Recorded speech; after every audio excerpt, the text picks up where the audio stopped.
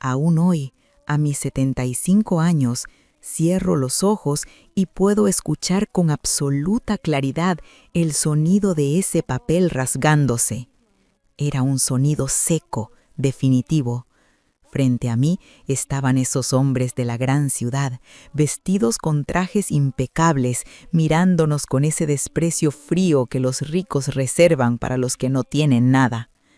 Pero quien había roto el contrato de venta de mi vieja casa no fui yo, fue mi nieta, Lucía. Con apenas 7 añitos, su pequeño cuerpo temblaba de indignación mientras se interponía entre esos buitres y yo. «Ni por 100 millones dejaré que la vendas», les gritó. Yo me quedé paralizada, con el sello de tinta roja aún temblando en mi mano arrugada. Para entender cómo una niña tan pequeña encontró el coraje para enfrentarse a esos hombres y por qué esta vieja hacienda en ruinas valía más que todo el oro del mundo, debo retroceder en el tiempo. Todo comenzó un mes antes, en una madrugada helada donde el viento de los Andes parecía cortar la respiración. Yo vivía sola en San Miguel, un pequeño pueblo olvidado entre las montañas. Mi hogar era una hacienda de adobe construida hacía más de 150 años, herencia de mis antepasados. Aquel día, antes de que saliera el sol, el crujido de la vieja puerta de madera me sobresaltó. Era mi hija, Sofía. Llevaba a la pequeña Lucía de la mano. El rostro de mi hija estaba demacrado, con unas ojeras profundas que contaban historias de noches sin dormir en la capital.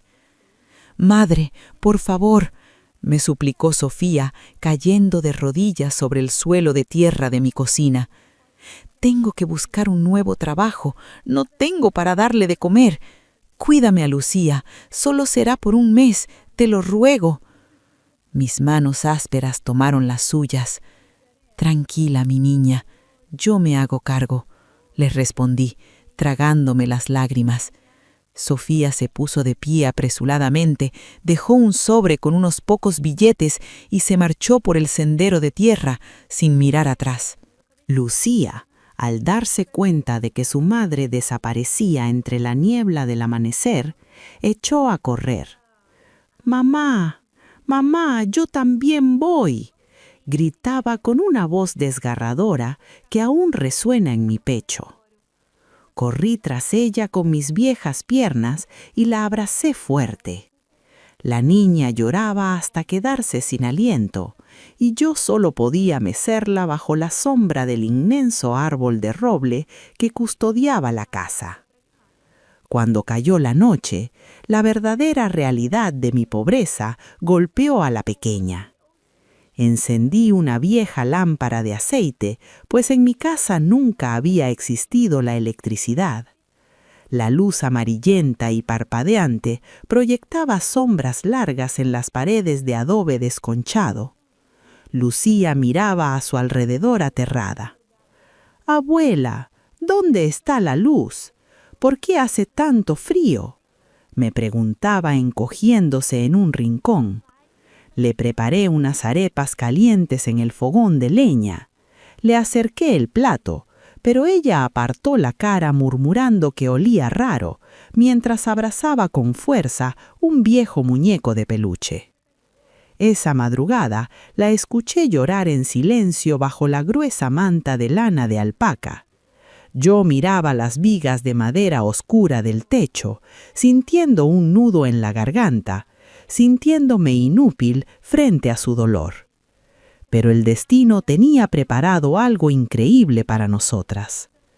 Antes de adentrarnos en los secretos que esta vieja hacienda escondía, me gustaría detener mi relato un instante. A ti, que me estás escuchando con tanta atención, me haría mucha ilusión saber desde qué ciudad o país me acompañas hoy. Por favor, déjalo escrito en los comentarios y que la paz y la prosperidad inunden tu hogar, estés donde estés. La primera semana fue la más difícil. Lucía se negaba a comer. Pasaba las horas sentada en el pórtico de tierra, mirando hacia el camino por donde se había ido su madre, esperando un regreso que no sucedería pronto. Mi corazón de abuela se partía en pedazos al ver sus mejillas perdiendo el color. Sabía que la comida humilde que yo preparaba no era a lo que ella estaba acostumbrada. Así que, una mañana, antes de que cantaran los gallos, tomé una decisión. Llené 2 grandes cestas de mimbre con los mejores tomates y papas que había cosechado en mi pequeña huerta. Me eché las cestas a la espalda y comencé a caminar por el empinado sendero de la montaña hacia el mercado del pueblo. Fueron casi 4 horas de bajada. Mis rodillas protestaban en cada paso, y el sol del mediodía me quemaba la piel, pero el rostro triste de mi nieta me daba las fuerzas necesarias. Pasé todo el día sentada en una esquina del bullicioso mercado, ofreciendo mis verduras. Al caer la tarde, logré venderlo todo. Gané apenas unas pocas monedas, el equivalente a un par de dólares. De camino a casa, me detuve frente a un puesto de comida. El aroma del pollo asado con especias inundaba la calle. Costaba exactamente la mitad de lo que había ganado en todo el día. Mis manos temblaron un poco al entregar las monedas, pero tomé la bolsa caliente y emprendí el largo camino de regreso montaña arriba. Llegué a casa exhausta, cubierta de polvo y sudor, ya bien entrada la noche. Lucía seguía acurrucada en su rincón. Me acerqué despacio y abrí la bolsa frente a ella. El olor a pollo asado llenó la fría habitación. La niña levantó la mirada. Sus ojitos brillaron por primera vez desde que llegó. Tímidamente tomó un trozo y se lo llevó a la boca. «Está rico», susurró. Esa noche, mientras le limpiaba las manos, ella me miró con ternura y dijo: «Gracias, abuela». Sentí que el alma me volvía al cuerpo. Por primera vez tomó su pequeña manta y se metió en mi cama, buscando mi calor para dormir. A partir de esa noche, todo cambió entre nosotras. Sin televisión ni juguetes modernos, Lucía buscaba formas de entretenerse. Un atardecer, se sentó a mi lado mientras yo desgranaba maíz y sacó un viejo cuaderno y un lápiz. «Abuela, ¿tú sabes escribir tu nombre?», me preguntó. Negué con la cabeza, sintiendo un poco de vergüenza. «Yo te enseñaré», dijo con entusiasmo. Y así, mis manos torpes y llenas de callos fueron guiadas por los deditos suaves de una niña de 7 años, trazando las letras del alfabeto a la luz de la lámpara de aceite. Pero pronto me di cuenta de que Lucía no era una niña común. Era increíblemente observadora. Su mente funcionaba a una velocidad que me asombraba. Como la casa era grande y antigua, empezó a explorarla. Un día la encontré mirando fijamente hacia el techo de la sala principal. «Abuela, ¿por qué hay 12 vigas de madera aquí, 8 en la cocina y 16 en tu cuarto?», preguntó frunciendo el ceño. «No lo sé, mi niña. Esta casa la construyeron hace mucho tiempo», respondí sonriendo ante su curiosidad. Pero ella no se detuvo ahí. Tomó su cuaderno y empezó a dibujar el plano de la hacienda.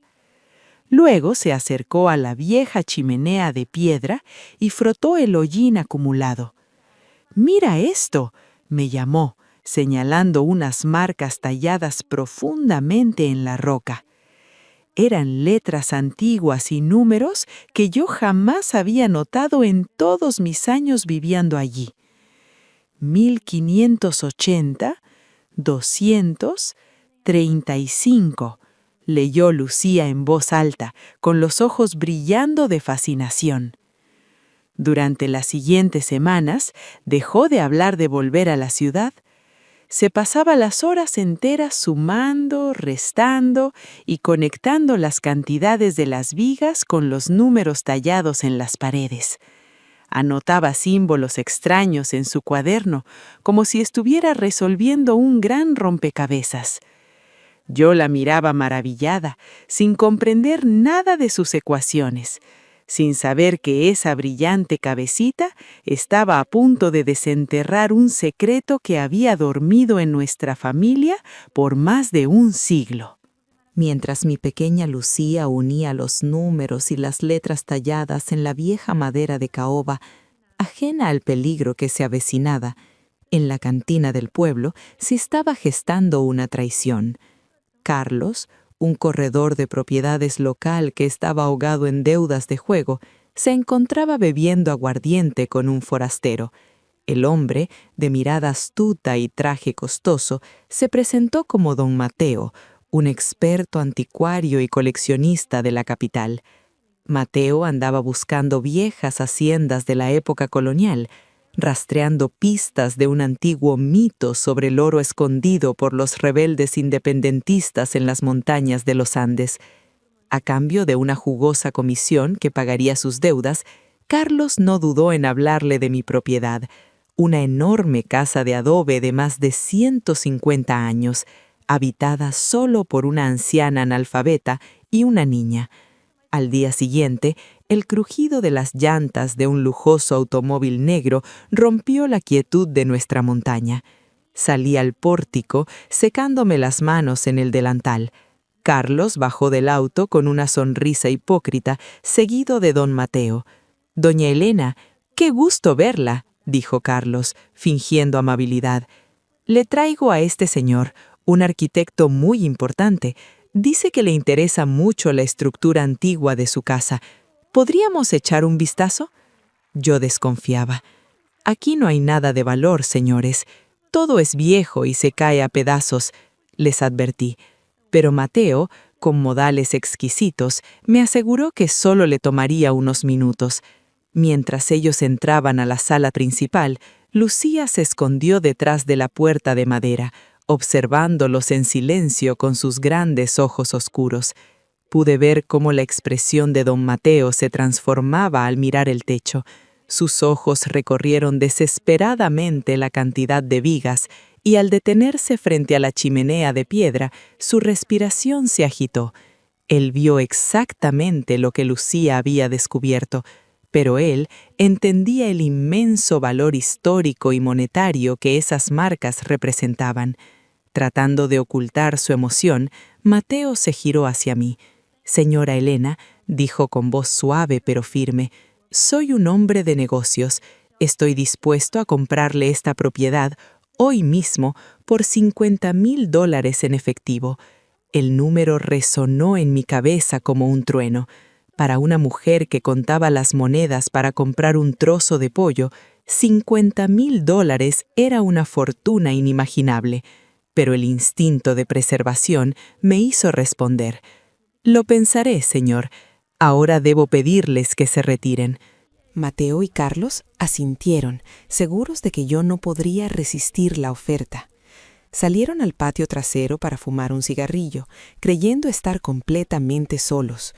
Lo que no sabían era que Lucía, que siempre me acompañaba a ese rincón del jardín trasero, sabía muy bien que el viejo muro cerca del gran cactus era el único lugar de toda la montaña donde el viejo teléfono celular de su madre lograba captar señal. La niña, desconfiada de esos hombres, se había escabullido entre la maleza. Con el corazón latiéndole deprisa, sacó el pequeño teléfono y encendió la grabadora de voz, agachándose detrás de los gruesos tallos espinosos del cactus. «¿Estás seguro de esto, Mateo?», escuchó preguntar a Carlos, mientras exhalaba el humo del tabaco. «Segurísimo, idiota», respondió el hombre de la capital, con una risa cruel que me hiela la sangre cada vez que la recuerdo. «Es el puto mapa de la mina del general. Las vigas indican la dirección cardinal y los números en la chimenea son las coordenadas geográficas de altitud y distancia. La casa entera es un mapa cifrado en clave colonial. Carlos silbó, impresionado. ¿Y de cuánto estamos hablando? De oro puro, cientos de millones de dólares, enterrados en algún lugar cercano a esta propiedad. Le daremos $50,000 a esa vieja analfabeta. Con eso será feliz, y nosotros nos quedaremos con el mayor tesoro de la historia del país. Es el robo del siglo y es completamente legal. Detrás del cactus, la manita de Lucía temblaba violentamente. No entendía todo sobre millones de dólares o minas de oro, pero entendía perfectamente la palabra robo y el tono despectivo con el que insultaban a su abuela. Apretó el botón rojo en la pantalla de su teléfono. Acababa de grabar 13 minutos de la evidencia más crucial de nuestras vidas. Cuando los hombres se fueron, prometiendo regresar al día siguiente con el contrato y el dinero en efectivo, Lucía corrió hacia mí. Tenía lágrimas en los ojos, pero su mandíbula estaba apretada con determinación. «Abuela», me dijo, mostrándome la pantalla del celular, «tenemos que ir a la policía, ahora mismo». Esa noche, el viento soplaba fuerte contra las ventanas de adobe. A pesar de haber ido a la estación de policía del pueblo, yo no lograba pegar el ojo. El jefe de policía, al escuchar la grabación en el pequeño teléfono de Lucía, había palidecido. Reconoció que se trataba de un plan de estafa a gran escala y nos prometió intervenir en el momento exacto. Pero el miedo no me dejaba tranquila. Al día siguiente, puntuales como la muerte, el lujoso automóvil negro volvió a detenerse frente a mi casa. Don Mateo y Carlos entraron, pero esta vez Mateo llevaba consigo un maletín de cuero negro. Lo colocó sobre la vieja mesa de roble de mi sala y, con un movimiento rápido, abrió los cierres metálicos. El sonido sordo de los fajos de billetes golpeó el silencio de la habitación. $50,000. Pilas perfectas de billetes verdes. «Aquí está lo prometido, doña Elena», dijo Mateo con una sonrisa resplandeciente. «Solo tiene que poner su huella o firmar este papel y el dinero es suyo. Piense en su hija, piense en esta niña. Con esto podrán irse a la ciudad, comprar una casa con electricidad y agua caliente. Se acabaron los sufrimientos». Mis ojos se fijaron en el dinero. Por un microsegundo, la tentación fue como un veneno dulce. Pensé en Sofía, llorando de rodillas en aquel suelo de tierra. Pensé en Lucía, temblando de frío en las madrugadas. Mi mano derecha, temblorosa, tomó el viejo sello entintado de la familia. El aire en la sala parecía haberse congelado. La distancia entre la tinta roja y el papel blanco del contrato era apenas de 1 centímetro. Carlos se frotaba las manos y Mateo contenía la respiración, saboreando ya su victoria de cientos de millones. Y entonces sucedió. «¡No, abuela! ¡No lo hagas!». La puerta de la cocina se abrió de golpe. Lucía corrió hacia la mesa, veloz como un pequeño puma. Antes de que nadie pudiera reaccionar, sus diminutas manos agarraron el contrato y con una fuerza alimentada por la rabia, lo rasgó en 2 partes. El sonido del papel rompiéndose resonó como un disparo. «Ni por 100 millones dejaré que la vendas», gritó la niña, con el rostro empapado en lágrimas y los ojos clavados en Mateo con una ferocidad increíble. La sonrisa de don Mateo desapareció al instante, reemplazada por una máscara de ira incontrolable. «¡Maldita mocosa!», rugió, levantando la mano como si fuera a golpearla. Carlos también dio un paso al frente, tratando de sujetarla. Pero mi sangre hirvió. dejé caer el sello sobre la mesa y, con una agilidad que no sabía que aún poseía, me interpuse entre ellos y mi nieta. «A mi niña no la toca nadie», grité con una voz tan potente que hizo vibrar las ventanas. Mateo se recompuso, ajustándose el saco. «Vieja estúpida, no saben lo que acaban de perder», dijo con desprecio, acercando las manos al maletín para cerrarlo. «Los que van a perder son ustedes». La voz grave provino de la puerta principal. El jefe de policía, acompañado de 3 oficiales armados, entró en la sala empuñando su arma de reglamento. Mateo palideció de golpe. Carlos cayó de rodillas, levantando las manos temblorosas. «Quedan detenidos por intento de fraude, engaño y conspiración contra el patrimonio histórico de la nación», sentenció el jefe. «¿Fraude? Esto es una compraventa legal», intentó defenderse Mateo, sudando frío. El jefe de policía sacó un reproductor y le dio al botón. La propia voz de Mateo, cruel y burlona, hablando sobre robar cientos de millones a una anciana analfabeta, resonó en la sala. El silencio que siguió fue absoluto. El clic metálico de las esposas cerrándose sobre las muñecas de esos 2 hombres fue la mejor melodía que mis viejos oídos habían escuchado jamás. Fueron sacados a empujones de mi casa. Cuando el polvo del camino se asentó y el sonido de las sirenas desapareció a lo lejos, mis piernas cedieron. Caí al suelo abrazando a Lucía con todas mis fuerzas. Lloramos juntas, no de tristeza, sino de liberación. «Gracias, mi pequeña valiente, salvaste nuestra casa», le susurré al oído. Pero ella se secó las lágrimas con el dorso de la mano y me miró con una seriedad absoluta. «No solo salvé la casa, abuela.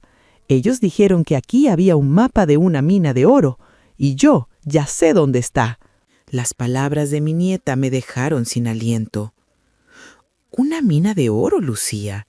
¿De qué estás hablando, mi niña?», le pregunté, aún mareada por la adrenalina del momento. Lucía corrió a su habitación y volvió con su viejo cuaderno. Con sus deditos índice, comenzó a señalar los dibujos que había hecho de la casa. «Mira, abuela, las vigas indican el norte y el este. Los números en la chimenea, 1580, es la altura de la montaña, y los otros números son los pasos que hay que dar». De pronto, un recuerdo antiquísimo cruzó por mi mente como un relámpago. Me levanté apresuradamente y me dirigí a mi habitación. Bajo mi cama guardaba un viejo baúl de madera de sastre, lleno de polvo y recuerdos de mis abuelos. Revolví entre mantas apolilladas y objetos sin valor hasta que mis dedos tocaron algo áspero en el fondo. Era un tubo de cuero atado con un cordón desgastado. Lo abrí con manos temblorosas y extraje un trozo de piel de oveja curtida, cubierta de una caligrafía elegante y antigua. Esa misma tarde fuimos a buscar a don Arturo, el anciano maestro de la escuela del pueblo, el único que sabía leer textos coloniales. Al ver el documento, el maestro se ajustó los anteojos, asombrado. «Es una carta de tu bisabuelo, Elena, un general de la Guerra de Independencia», murmuró el maestro. Luego comenzó a leer en voz alta. «Dejo este secreto en los cimientos de mi hogar para que no caiga en manos de los tiranos. Solo un descendiente con la mente brillante de las estrellas podrá descifrar los números que guardan el oro de nuestra revolución. Si llega el día de la necesidad, que la sangre de mi sangre reclame lo que es nuestro». Don Arturo bajó el documento y nos miró maravillado. Yo miré a Lucía. La niña de la mente brillante no era un erudito de la gran ciudad, sino esta pequeña de 7 años sentada a mi lado, abrazando su cuaderno. Esa misma noche, el maestro contactó al Ministerio de Patrimonio Cultural en la capital. 2 días después, nuestra humilde casa se llenó de vida nuevamente, pero esta vez con intenciones nobles. Un equipo de arqueólogos y topógrafos del gobierno llegó con equipos sofisticados. El experto principal, El doctor Castillo examinó el cuaderno de Lucía y no podía creer lo que veía. «Es extraordinario. Una niña de 7 años resolvió un enigma topográfico que llevaba siglo y medio oculto», exclamó, arrodillándose para quedar a la altura de Lucía. «¿Nos guiarías, pequeña profesora?». Y así lo hicimos. Emprendimos una expedición hacia lo más profundo de la montaña. Yo caminaba a paso lento, apoyada en un bastón, mientras Lucía iba al frente junto al doctor Castillo, leyendo su cuaderno como un capitán leyendo la brújula. Nos adentramos en un denso bosque de niebla, apartando enredaderas y pisando hojas húmedas. Caminamos durante casi 3 horas, siguiendo la orientación de las vigas y la distancia tallada en la chimenea. De repente, Lucía se detuvo en seco frente a una enorme formación rocosa cubierta de musgo. «Es aquí», dijo con seguridad. Los arqueólogos encendieron sus máquinas. Los detectores de metales comenzaron a emitir un pitido frenético y constante que hizo eco en el silencio del bosque. Con machetes y palas, comenzaron a limpiar la maleza y a remover unas pesadas rocas que parecían puestas allí a propósito. Tras 20 minutos de esfuerzo, el aire fresco de la montaña fue reemplazado por un olor a tierra antigua. Un túnel oscuro, apuntalado con vigas de madera coloniales, quedó al descubierto. El doctor Castillo encendió una potente linterna e iluminó el interior. Apenas a unos metros de la entrada, apilados en perfecto orden, había decenas de cajones de madera podrida de los que asomaban lingotes opacos, pesados y amarillos. Oro. La mítica mina del general era real. Caí de rodillas sobre la tierra húmeda, llevándome las manos al rostro, incapaz de contener el llanto. Lucía corrió a abrazarme.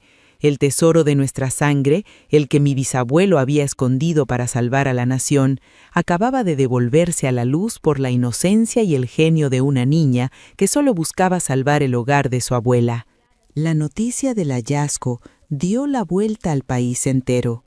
El gobierno declaró nuestra vieja hacienda y la mina como patrimonio histórico de la nación. Por ley, como herederas y descubridoras legítimas de aquel tesoro colonial, el Estado nos otorgó una compensación que jamás habríamos imaginado en nuestras vidas: $10 millones. Aún recuerdo el día que fuimos al banco en el pueblo. Al ver esa enorme cifra impresa en la libreta de ahorros, mis manos volvieron a temblar, pero esta vez de pura incredulidad y gozo. Una semana después de aquello, compramos una hermosa propiedad en el centro de San Miguel. Era una casa amplia, con paredes recién pintadas de blanco, un gran patio lleno de bugambillas fucsias y, lo más importante para mí, hermosos grifos de los que salía agua caliente a cualquier hora del día. Esa misma tarde, sentadas en nuestro nuevo y cálido salón, Lucía tomó su pequeño teléfono móvil. Marcó el número de su madre. Cuando Sofía contestó, su voz sonaba cansada, rota por la desesperanza y la fatiga de la gran ciudad. «¿Mamá? ¿Pasa algo malo con la niña?», preguntó asustada al escuchar mi respiración.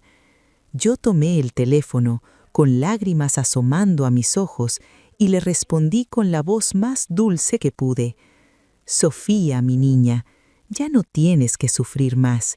Empaca tus cosas, vuelve a casa.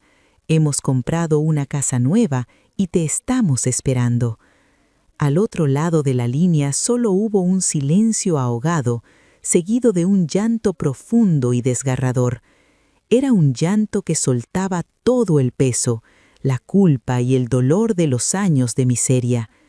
2 días después, Sofía cruzó el umbral de nuestra nueva puerta. Soltó su vieja maleta en el suelo y cayó de rodillas, exactamente igual que la madrugada en que nos dejó a Lucía. Pero esta vez no era por desesperación. Lucía corrió a sus brazos y yo me uní a ellas. Allí, bañadas por la luz dorada del sol que entraba por los grandes ventanales, 3 generaciones de mujeres lloramos juntas, por fin reunidas y a salvo para siempre. Hoy en día, mi pequeña genio asiste a la mejor academia de matemáticas del país, y nuestra antigua casa de adobe en la montaña es ahora un museo protegido, un recordatorio permanente de nuestra historia. A veces, la vida nos pone pruebas que parecen imposibles de superar, disfrazadas de pobreza o de despedidas amargas. Pero aprendí que el amor incondicional de una familia y la valentía de un corazón puro pueden iluminar hasta la oscuridad más profunda. Si esta historia ha tocado tu corazón de alguna manera, te invito humildemente a suscribirte al canal y a dejar tu me gusta. Comparte este relato con tus seres queridos para recordarles que, al final del día, la familia es el verdadero oro que siempre debemos proteger. Recibe un abrazo muy cálido de esta vieja abuela y hasta la próxima historia. Gracias por acompañarnos hasta el final. Si este relato ha resonado contigo, te invitamos a darle un me gusta, compartir tus reflexiones en los comentarios y suscribirte a nuestro canal, Ecos del Silencio. Queremos informarte con total transparencia. El producto que acabas de escuchar, incluyendo el guión, los personajes, las imágenes y la voz, ha sido desarrollado utilizando inteligencia artificial como herramienta creativa. Se trata de una obra de ficción, por lo que cualquier semejanza con nombres, personas o situaciones de la vida real es mera coincidencia. Nos vemos en la próxima historia.